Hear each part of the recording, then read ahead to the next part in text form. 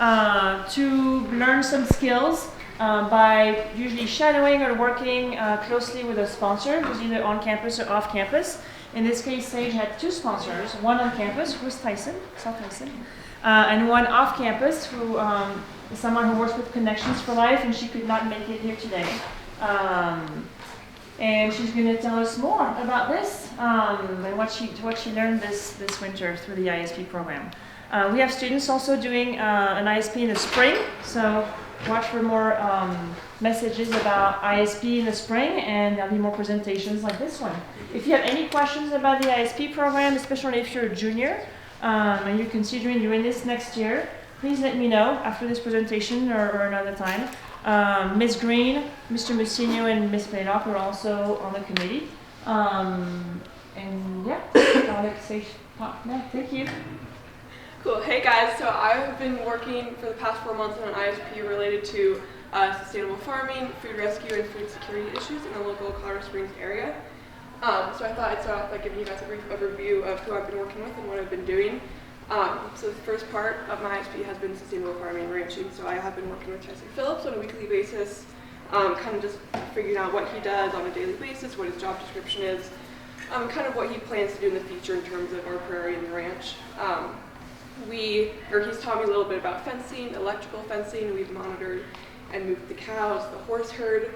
We've done some feeding. I've learned a little bit about water lines. He just put in a new water line up behind the paddocks. And our most recent project is going to be a garden up on the 82 field, which is behind the maintenance building, which I will touch on a little bit later.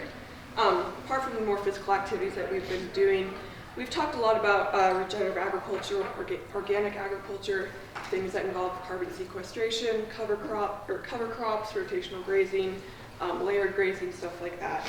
My second part has been, based around food security. So I've been volunteering at Connections for Life, which is a nonprofit food pantry about 5 miles down the road from here. They're all volunteer run, nobody gets paid. They don't get any grants. In 2018, they served about 23,000 people with only $7,000, which is pretty impressive.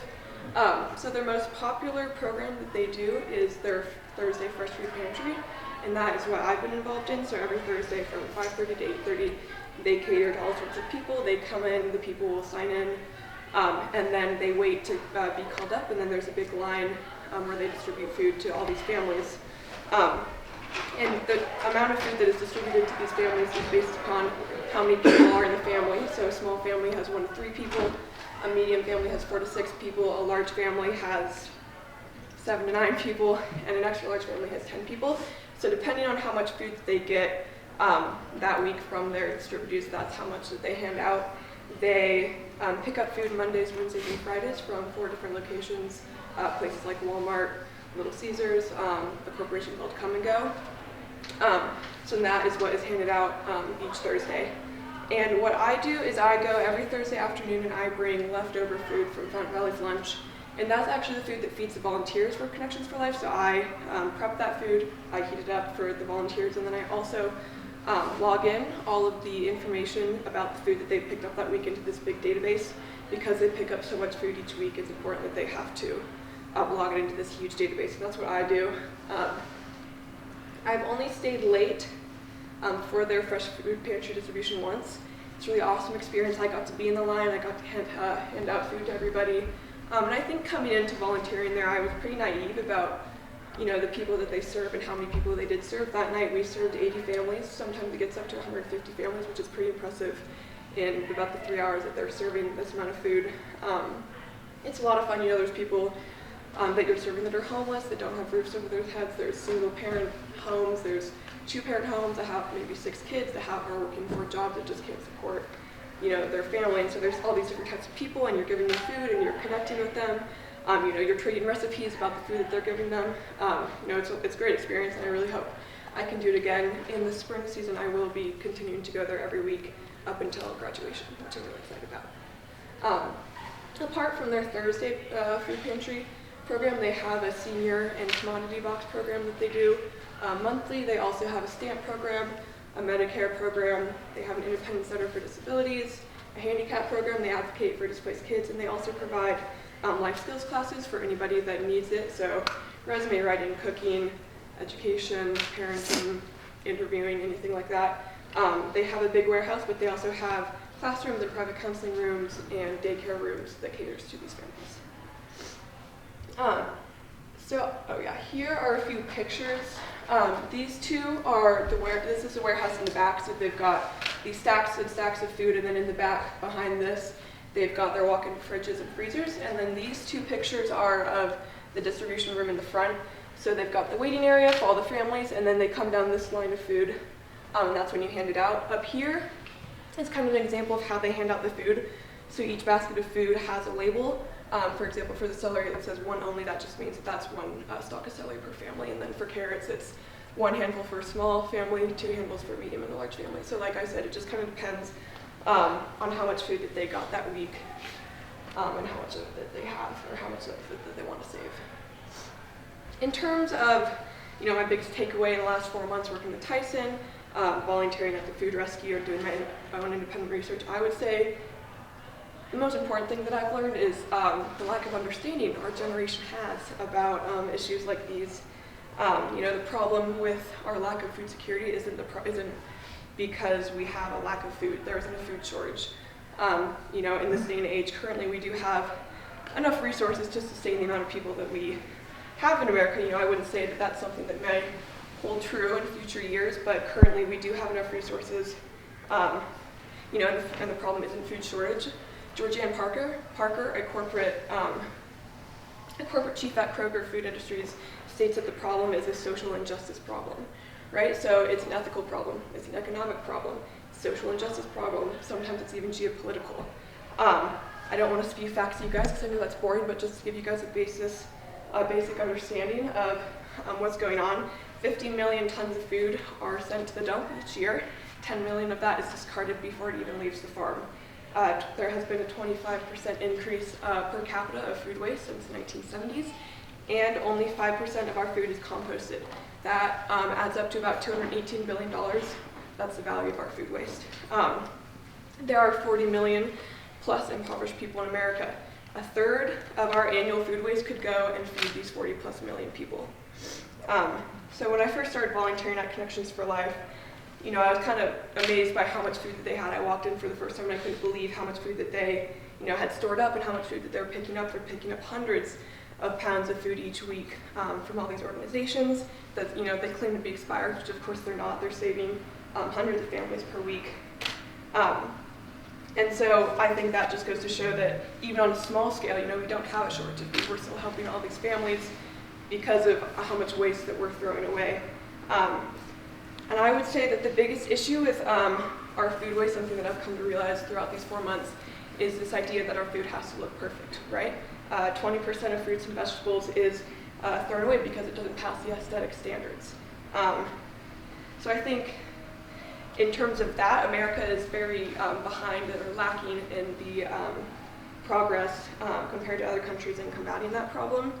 When I was in Australia this past winter break, I would go into the grocery stores and they had produce called Imperfect Produce, which is usually fruit, so mangoes, peaches, pears, lemons, stuff like that, that didn't pass the aesthetic standards, right? So they're labeling them Imperfect and they're selling them at a much lower price to incentivize their buying. Similarly, something I've experienced and also learned about in AP French is France is doing the same thing with Australia. So they're selling produce that is claimed to be ugly. There's a bruise, it doesn't look right, there's an extra limb, things like that, and they're selling them at a much lower price. And they're very popular. It's a great way to decrease food waste. The Danish government has decreased food waste by 25% in 5 years, which is pretty impressive. Copenhagen was the first city to open up a food waste supermarket. So they're selling rejected produce and they're selling food that's nearing its expiration date. The problem with this issue of our lack of food security due to food waste is that it's one of those issues that doesn't have an easy one fix. There's so many people involved. We've got Fountain Valley is part of the problem. Schools, other schools, families, corporations, industries, farms, restaurants, they're all part of this, this food waste problem, which is why it's so difficult to solve. Amanda Little, an author of The Fate of Food, which is a book I've been reading throughout my time doing my ISP, claimed or coined the term food waste sheriffs, right? So if we want to solve, this issue of food waste, we need people, food waste sheriffs, who help others understand the idea that expiration dates don't mean that that food's going to go bad. That doesn't mean you have to throw away the food. You need people to understand that food rescues are incredibly helpful in supporting families that need support, and also combating the idea of food waste. Things like composting, 5%, we're only composting 5% of our annual food waste. That number should be increased dramatically. It's things like that that we need help with. And more recent research has shown that organic regenerative agriculture is one of the best ways to solve climate change, and this idea of, our lack of food security. We've got so many huge industries and huge corporations in America, like our cattle and our beef industries. And what people have come to realize is that these smaller organic farms are the best way, to improve the environment and to combat climate change and food waste. So this idea of regenerative agriculture is this idea that you are balancing the needs of the land and of the environment with the needs of the farm.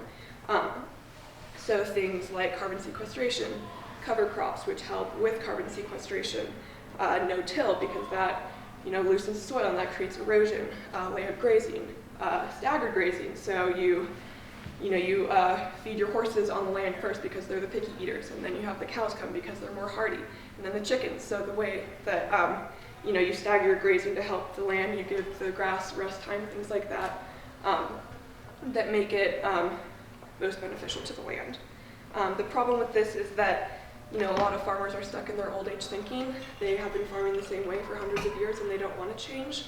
So that's one of the important things of teaching these people, teaching new generations about idea of organic regenerative agriculture. In terms of what's next, Tyson and I are working on a garden at the 82 field. So this is behind the main building. As you can see, it's just a huge plot of dirt right now. It's about 12 by 400 feet, so it's really big, and we're hoping, as of right now, we are still trying to put together the plans of how we want the measurements of the beds to be, what we want it to look like, and then Tyson's hoping to get a head start on that, and then I also hope to help lead an Earth Day workshop, where the students and I will kind of figure out how we want the beds to look, what we want the garden to look like, make sure we have the measurements correctly, and then we will go up to the garden and we will start the garden. And then we also hope to follow up with maybe the senior classes, maybe a senior class project, or kind of a senior class day where we finish up the garden. And we're hoping that it can be done, we're hoping that there will be produce ready for Alumni Weekend at the end of May. Besides that, for more long-term goals, I've always wanted to study environmental science in college, so I really hope I continue my research in that. The past 4 months have been kind of focused on the local Colorado Springs area, but there's so much more to expand on globally. Like I mentioned earlier, the issue with geopolitics. For example, the Arab Spring. It was a series of anti-government, pro-democracy protests in the Middle East in about 2010 that started with a guy who protested because he was stripped of his produce cart because he didn't have a permit. So it's things like that, learning about victory gardens from Japan in World War I, World War II, the fact that Europe seems to be much more ahead of America in the way that they are solving this idea of food waste, but they also have these huge dairy industries and these huge cow industries, things like importing and exporting from Africa. And so I really hope that maybe, in college and even just on my own time, I can continue this research more globally and understand how America fits into it all on a more global perspective. I would say, though, overall, this project has really just made me more self-aware about a lot of things of what I put into my body, what I eat, what industries I am supporting, what I'm doing, how much I'm driving, how much I'm flying, what I'm doing to help the environment. Our generation is the one that's supposed to save the world. We're the ones that are supposed to solve climate change. And that's not going to happen until we actually understand what's going on. Half of this information that I'm telling you guys, I did not know 4 months ago. We can't solve climate change unless we know the whole picture. And so I think that this has been a great way for me to understand, what needs to be done, what I want to do and kind of help me understand that other people need to understand things like these. They need to be more self-aware. They need to have informed choices about what they're doing. Yeah, and I think it's been a great project, and I hope that you guys learned something new and exciting, or maybe it piqued some interest. So yeah, if you guys have any questions.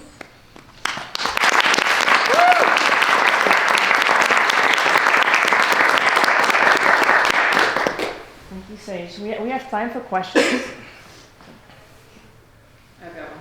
Yes. So one of the biggest resources that is a challenge with regards to this issue is time. You know, the time to be able to garden, the time that it takes to organically farm something. Small farms rely on, you know, small groups of people to produce all of that food.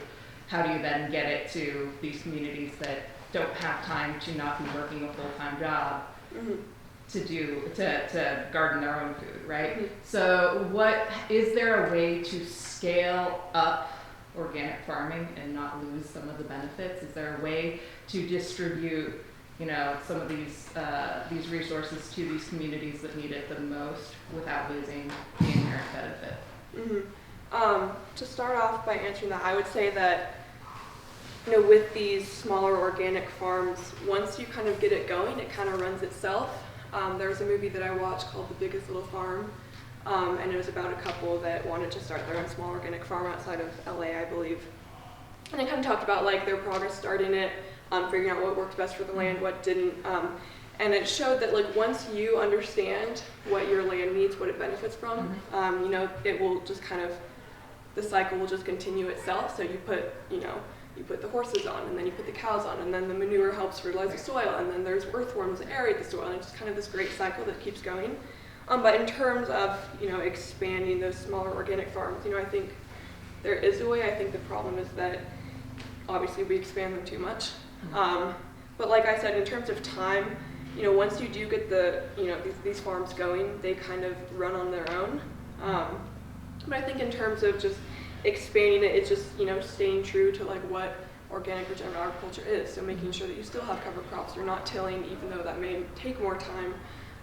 You're, you know, using cover crops to help with carbon sequestration, just things like that. Did that answer the question? There's a big issue, so there's obviously I have follow-up questions, but other people should talk. That's all. Why is organic produce more expensive? What's that in the grocery store? I mean, I would say just because, like, kind of relates to Ms. Green's question, but just because they're on such a smaller scale, you know, it takes more work.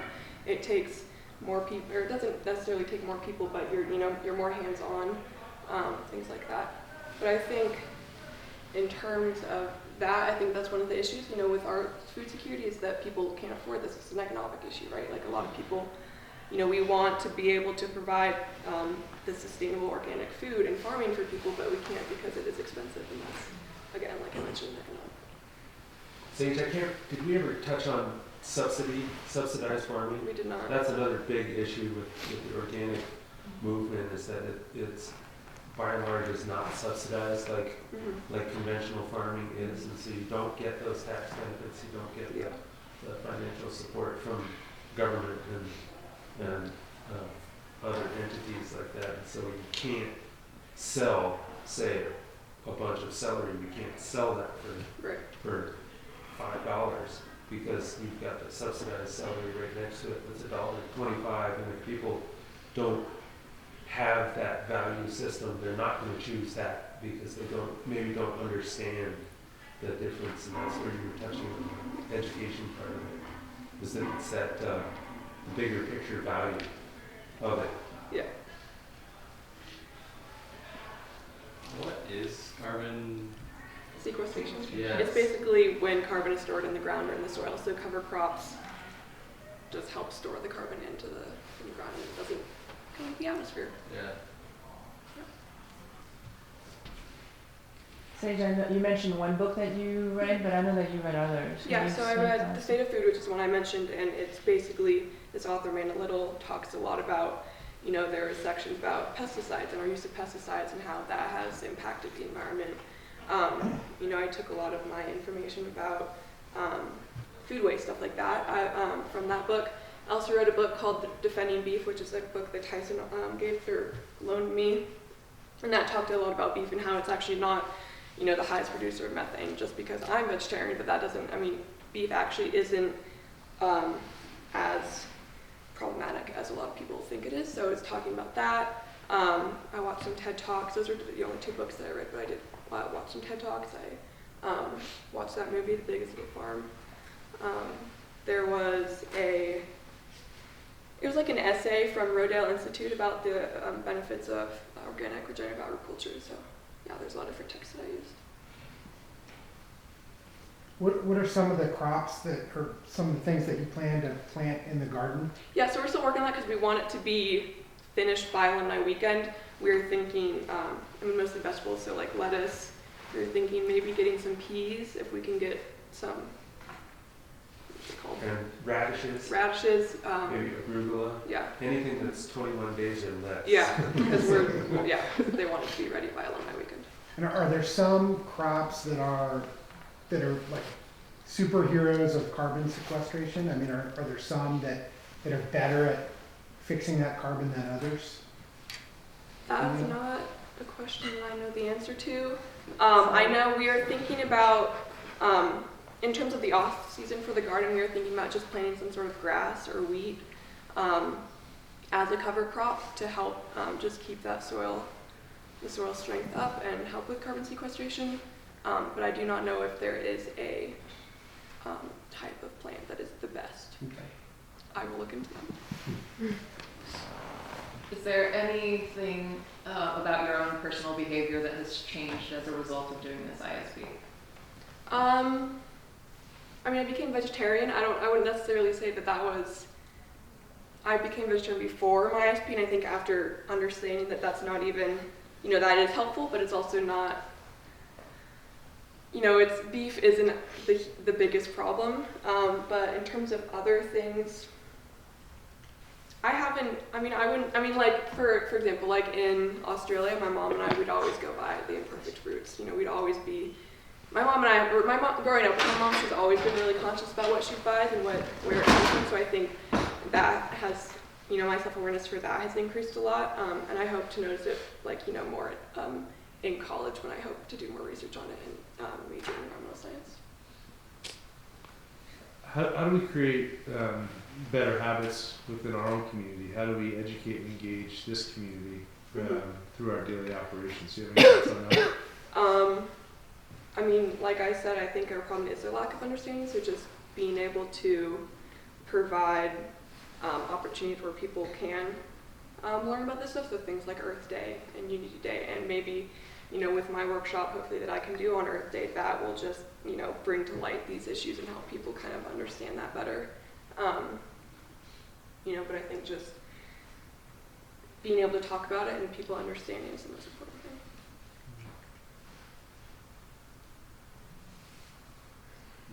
Any other questions for Sage? I have another question. What was the vibe like in the community food shelter? It was awesome. And specifically, with the people that were receiving the food, what was their reaction to it? Was there a sense of gratitude? It was really awesome meeting all these people, and they were just, really happy to be able to be there and be able to get this help and be able to, they're really just happy to be able to have this conversation with you. That, they're asking me where I'm from, where I go to school, why I'm doing this, and then you ask them about their life, and then, you're exchanging food recipes. And something that I learned while volunteering there is a lot of the volunteers that do work there are people that have been helped by this, food pantry program. So they are people that have come in and they've been helped by this program, and then they realize, how amazing of a program this is, and then they come and help. Thursday night, so everybody's just really happy to be there, and they're really happy to be helping all these people. And I think that was definitely one of my favorite parts of this ISP, has been being able to stay late, and just see how excited everybody is and how happy everybody is to be helping, hundreds of families a week.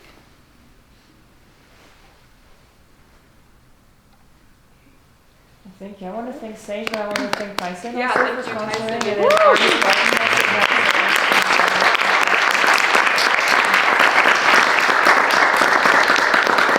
If you have any questions about the ISP programs, feel free to stay behind and talk to me. And then if you are either SAGE's advisor or a sponsor or a member of the ISP committee, I'll be sending you an evaluation after this presentation.